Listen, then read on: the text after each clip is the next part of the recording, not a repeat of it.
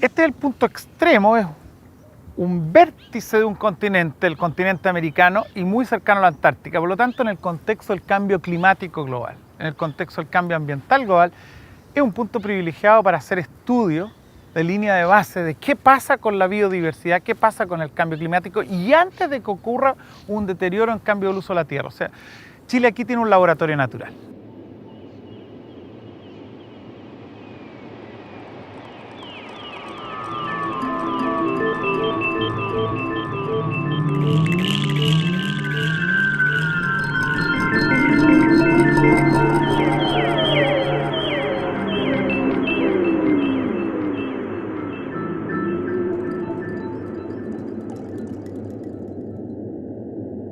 Yo diría que uno de los desafíos que tiene esta humanidad se ha construido poniendo al ser humano como su razón de existencia y como centro de la vida y del universo. Pero eso no es así.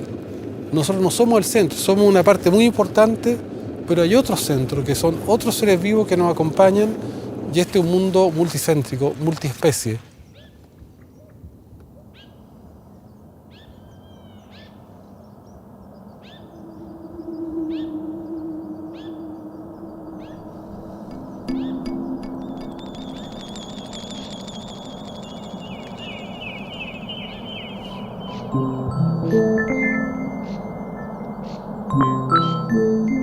We are both track, animals and plants are evolving from a common ancestor. Around 600 million of years ago, the life took these two different pathways. From one side animals, from another side plants. So we have a common background with plants.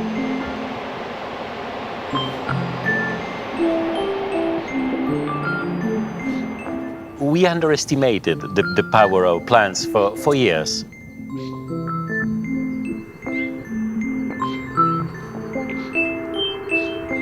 For me, plants are very complex organisms. Organisms that are able to communicate, to memorize, to solve problems in a world not different from animals. From the cognitive point of view.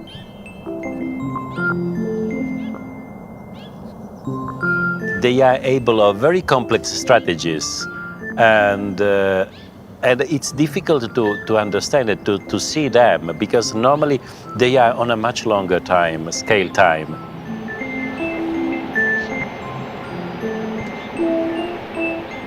I started to look at plants in this way, now it's almost 20 years. So for me, it's that sensation to be embraced by a group of friends that I was not seeing for a lot of time.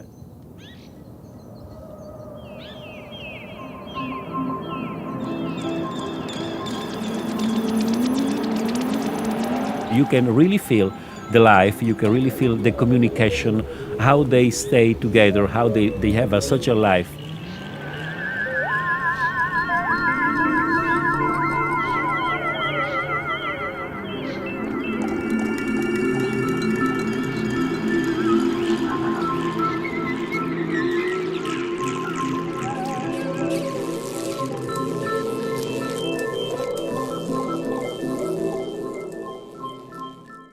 So, to survive production, plants distributed on the whole body all the functions that animals concentrate in single organs. So, in other words, plants see with all the body, they hear with all the body, and they also solve problems, memorize and communicate.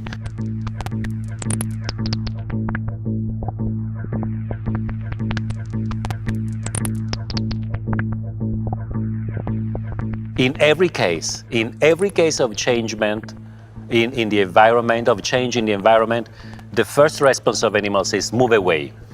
In the case of plants, plants cannot move away. So the only possibility for them to survive is to understand, and so to sense that something is changing very early, so that they can adapt their body to that. The dropping of the leaves is just a mechanism that plants evolved to survive winter, to survive cold. How is it possible that the evolution here was so different to have a plant with evergreen with this climate? The strength of the life, that it's all the time surprising us, how the life is able to reproduce themselves in the most difficult situation.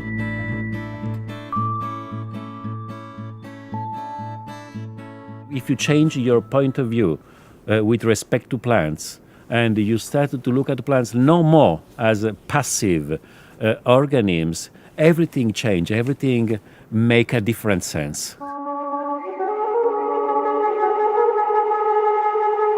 And one thing about it that for me was particularly strong was the continual focus on small things, micro things, little things, all of that diversity, all of that wonder of nature that people just crush with their foot without even noticing it. Yo creo que parte de la soledad que tenemos los seres humanos es que rompimos nuestra relación con nuestra hermandad, con los otros seres vivos. Y al romper esa relación de vínculo, de hermandad, yo creo que nos separamos de la naturaleza y tenemos una carencia existencial. Even in the most remote parts of the planet, the human impact is so strong. There really is no place now untouched by people. We, Homo sapiens, have completely transformed the ecosystem that we inherited. America is not the country that Columbus discovered, and in the course of 200 years, the American people have completely transformed the atmosphere, the water, the landscape, the topography. So I think those kind of challenges are ones that we almost take for granted and are ones that we have to look at afresh and think about the kind of footprint we're leaving for future generations.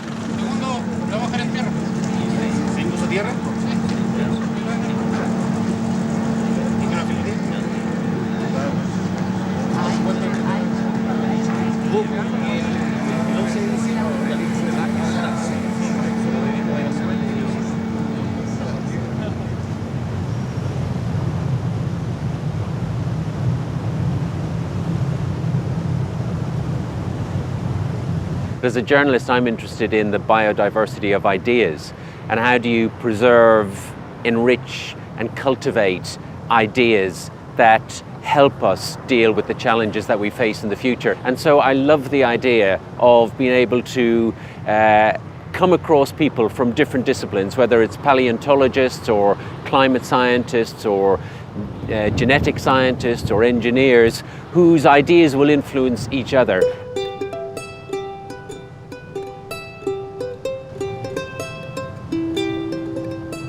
This is a meeting where it's people thinking about the world in a broad way, and you recognize that your piece of research, your piece of science, what you're trying to contribute, fits into a broader ecology of science and research and community and humanity, and that even as you're working in your little part, it has interactions with other people. And it's been very fun to talk to people about how what they're thinking about the world turns out to be both similar and informing to how I think about the world. I am deeply convinced that we cannot escape the crisis, the current day crisis, without a big input of human sciences. And the fact that human sciences are present in this expedition is really an incredible advantage. That's really the first time I can see people working in natural sciences with people, philosophers or economists or people from all over the realm of science are together and put a very converging loop on this area. Lo que yo siento que ha sido algo muy lindo es tomar todos los problemas que cada uno trae de su rutina, de su trabajo, de sus obsesiones, de sus pasiones y traerlo a este lugar neutro.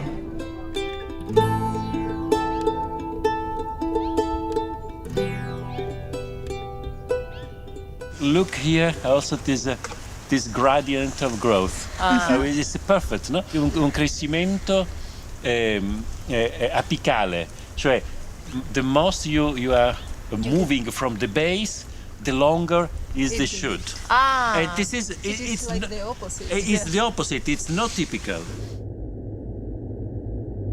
This is a magic place for, I think, for humanity and for sure for scientists, because it's a peculiar environment that you cannot find in any other place of the world. I think what we're trying to describe is reality, and we're trying to describe something that allows us to live the world in a better way. But if you look through science, you realize that 5, 10, 20, 100, 200 years ago, what people thought was the truth turns out to be wrong. And so what science is really about is not a set of facts that you learn in a textbook, but science is about a way of thinking about how you understand the world through a certain lens.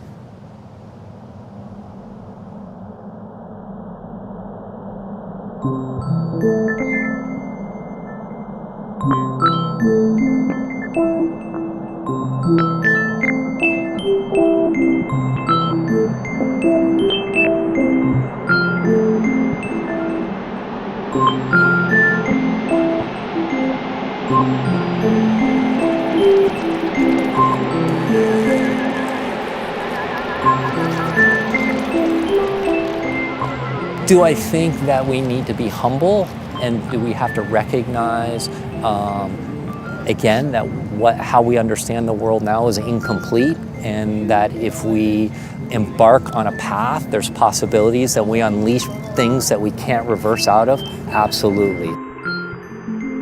The human being is a curious species, and curiosity is one of the motor of our behavior. And I think it's very important to convince people that natural history is beautiful, that you have to look at, that you have to learn, and from that you have to take care of the planet. ¿Qué nos enseña el cabo de horno a los ciudadanos de Chile y del planeta? El conversar con las plantas, el encontrarse con la diversidad de plantas que nos regalan formas, colores, nos hace primero sentirnos muy inmersos en un mundo vital y acompañado. En la calma que nos trae esta naturaleza, en los diálogos que tenemos, pero en los diálogos con los pájaros, con los árboles, volvemos a recuperar un sentido de comunidad que nos trae una salud psicológica, mental y desde ahí física, y una alegría de vivir. I have great hope that in another 5 or 10 years there will be a different shift, and that shift hopefully will be one which is more in tune with the needs of the 7 billion people on this planet. When we are saying that we are destroying the planet, it's not true, because we are unable to destroy the life on the planet. What we are able to do is to destroy our own life.